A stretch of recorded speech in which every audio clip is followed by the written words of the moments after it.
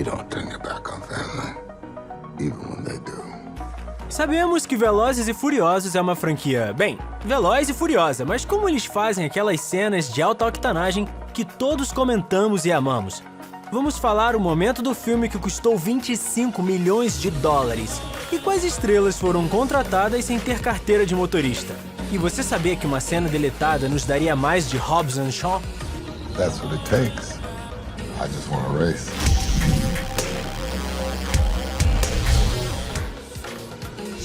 Vin Diesel é parte essencial da franquia Velozes e Furiosos. É difícil acreditar que ele não foi a primeira opção do estúdio para interpretar Dominique Toretto.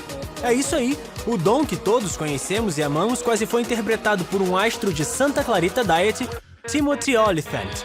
Aparentemente, o estúdio concordou em dar luz verde ao projeto se Olyphant estivesse a bordo, mas Vin Diesel conseguiu convencer o produtor Neil Moritz a lhe dar o papel. Embora Diesel tenha lutado pelo papel, ele originalmente queria fazer um filme e se recusou a aparecer em Mais Velozes, Mais Furiosos. Ele queria que o primeiro filme fosse o único, comparando a um clássico, Juventude Transviada, e afirmou que disse não a um salário potencial de 25 milhões de dólares. That's the deal. Take it or leave it. Então o que fez ele voltar para Tokyo Drift? Diesel queria uma continuação de A Batalha de Riddick, e a Universal prometeu a ele o personagem em troca de uma participação especial em Tokyo Drift. Tendo Diesel de volta às telonas, apesar de temporariamente, o interesse na franquia foi renovado e Diesel conseguiu fazer o filme de Riddick que ele queria. O amigo de Diesel, Paul Walker, quase fez um pedido parecido em relação ao quarto filme de Velozes e Furiosos, porque ele não estava confiante da longevidade da franquia naquele momento. Gravar um longa-metragem é uma empreitada e tanto. Ainda mais quando ele é cheio de loucuras com grandes manobras envolvendo carros velozes. Dirigir um veículo motorizado é uma coisa, mas fazer isso em alta velocidade é outra coisa. Especialmente quando as câmeras precisam estar prontas para captar todos os movimentos. Fazer isso direito era uma questão tão importante que o diretor de manobras, Mick Rogers, acabou criando o que agora é conhecido por Mick Equipado.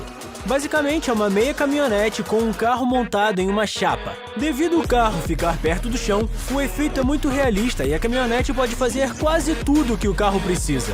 Isso foi um divisor de águas não só para a franquia, mas para muitos outros filmes.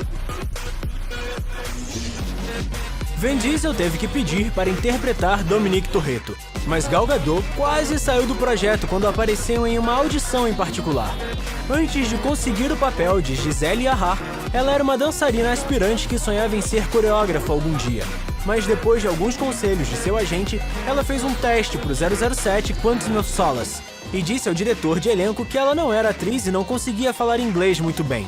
Mesmo não tendo conseguido ser uma Bond Girl, o diretor de elenco gravou seu rosto, que finalmente deu a ela o trabalho na franquia Velozes e Furiosos. Isso a levou a ser vista pelo diretor Zack Snyder, que a convidou pessoalmente para um teste para o papel de Mulher Maravilha. Mesmo que Gadot não fosse tão experiente no início, ela fez questão de realizar o máximo de suas acrobacias. By myself, no stuntwoman. Ela não foi a única estrela que teve que se preparar para o seu papel. Michelle Rodrigues, Jordana Brewster e Devon Aoki não tinham nem mesmo carteira de motorista quando se juntaram à franquia. Não precisamos nem falar que elas tiveram que se preparar para assumir o volante. A tragédia ocorreu durante a produção de Furiosos 7, quando Paul Walker faleceu. O elenco e a equipe lamentaram a perda de seu amigo e também se depararam com uma decisão sobre o que fazer com o filme. De acordo com o escritor e produtor executivo Chris Morgan, eles colaboraram como um grupo para decidir como seguir em frente. Eles decidiram por unanimidade que Walker iria querer que eles terminassem o filme, mesmo que o fim tivesse que ser alterado devido à sua ausência. Vin Diesel ficou arrasado com a perda, mas orgulhoso da despedida que a equipe deu a Walker e a seu personagem. No final do filme, seu personagem se aposentou junto com Mia e seu filho Jack, depois de desfrutar de um último passeio com o seu melhor amigo Dom. Diesel admite que ele estava destruído pela perda. Ele acha que o último passeio de Brian pode ser o melhor momento da história cinematográfica. Paul Walker é um ator insubstituível, mas seu envolvimento com a franquia inspirou Vin Diesel a contratar John Cena para F9. Diesel acredita que Walker ajudou a enviar Cena bem a tempo de começar a filmagem, e está convencido de que seu falecido amigo ficaria entusiasmado com o quão longe os filmes chegaram. Paul Walker e Vin Diesel se aproximaram durante o seu trabalho na franquia, mas tiveram muitos outros romances nos bastidores. Dwayne Johnson admite que ele e Jason Statham se aproximaram enquanto trabalhavam em Hobbs & Shaw, para tristeza do seu amigo Kevin Hart.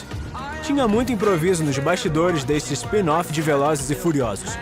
Johnson foi capaz de improvisar a maioria das ofensas que ele lançou para o personagem de Statham, lembrando seu passado como um lutador profissional para dar verdade aos insultos. Enquanto isso, Ryan Reynolds teve a ideia de incluir referências a Game of Thrones. Mas essa camaradagem no set foi longe demais? Todos sabemos que Vin Diesel e Dwayne Johnson não se batiam muito, para falar o mínimo, e por isso perdemos uma cena em Velozes e Furiosos 8. De acordo com The Rock, uma cena com Luke Hobbs e Deckard Shawn, numa brincadeira bem saudável, foi cortada porque Diesel não queria que eles se exibissem no set. Vamos separar um momento para falar de todos os artistas incríveis que ajudaram a fazer as acrobacias na franquia de Velozes e Furiosos.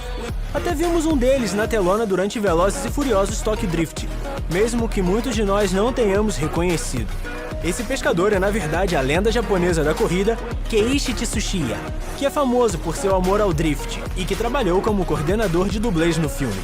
Ele não só conseguiu ter uma cena na frente das câmeras, mas também passou algum tempo no assento do motorista. Vimos Tsuchiya tirando sarro de Sean Boswell, mas ele também fez muitas das cenas em que Sean aprende a fazer as derrapagens como o rei do drift. Em Velozes e Furiosos 8, não foi preciso dublês quando Dom Toretto deu um beijo na dissimulada vilã Cypher. Vin Diesel não conseguia parar de falar sobre a cena no lançamento do filme, e parecia confiante que a atriz Charlize Theron teria adorado essa interação em cena. Theron revidou o chamando de louco e discordou completamente da sua interpretação do beijo, e acusou Diesel de não viver o momento quanto personagem, deixando-o agir como a agressora. Aparentemente, Diesel se sentiu insultado pela versão de Theron desta história e insistiu que ele não era um mosca morta. Ele insiste que qualquer um que assiste Velozes e Furiosos 8 verá que ele deu o seu máximo para fazer a mágica do cinema acontecer. Há muitas pessoas com talento trabalhando na franquia de Velozes e Furiosos, mas onde elas estariam sem essa infinidade absurdamente infinita de carros? Como podemos imaginar, a vida de um carro em Velozes e Furiosos não é muito longa. Eles dispõem de diversos carros para cada filme. No primeiro filme, eles destruíram 78 carros, e no segundo filme subiram para 130. Velozes e Furiosos Tokyo Drift custou à franquia 249 carros. Mas o quarto filme foi mais econômico, 190. Mas Velozes e Furiosos 5 acabou com 260. Velozes e Furiosos 6 amassou 350 carros e precisaram de 230 carros para filmar Velozes e Furiosos 7. Precisa quebrar alguns ovos se quiser fazer uma boa omelete. E parece que destruir alguns carros é prerrogativa básica para filmar Velozes e Furiosos. E sim, em Velozes e Furiosos 7, eles jogaram mesmo os carros de um avião. Enquanto os carros caíam, eles eram acompanhados de paraquedistas com câmeras. Eram carros perfeitos sendo lançados no ar em plena queda livre. Ou pelo menos eram perfeitos antes de baterem no chão. Se você já dirigiu na neve, você provavelmente pode imaginar o pesadelo que foi filmar a grande cena de perseguição no gelo em Velozes e Furiosos 8. Mesmo para os altos padrões da franquia, ver Dom saltando sobre um submarino nuclear para desviar de um míssil de calor é completamente insano. Então não é novidade que isso foi um pesadelo para os bastidores. No filme, essa cena se passa na Rússia, mas foi filmada no lago Mývatn, na Islândia. E teve que ser filmada enquanto o gelo estava completamente sólido, o que quer dizer no inverno da Islândia. E fazer isso antes mesmo do roteiro ser concluído. Eles usaram niveladores para polir a capa de gelo e pirotecnia para simular o gelo rachando.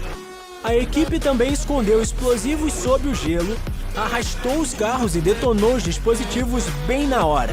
Tadinho de Tyrese Gibson, que mal podia ver e teve que usar sinais manuais para se comunicar com a equipe enquanto estava atrás do volante.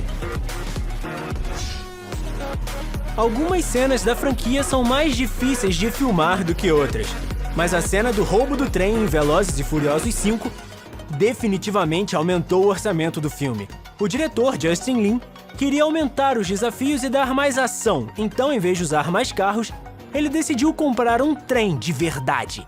E essa sequência do roubo do trem custou incríveis 25 milhões de dólares, incluindo o preço de 600 metros de trilho de trem que se estendiam pelo Arizona. Apesar do preço, o trem foi totalmente destruído durante a filmagem. Isso é ainda mais impressionante quando você vê que todo o orçamento do filme foi de 125 milhões de dólares e um quinto disso foi só para essa cena. No início, o estúdio rejeitou essa ideia nas exigências do filme, mas Lin conseguiu convencê-los usando alguns storyboards persuasivos e simulações de computador.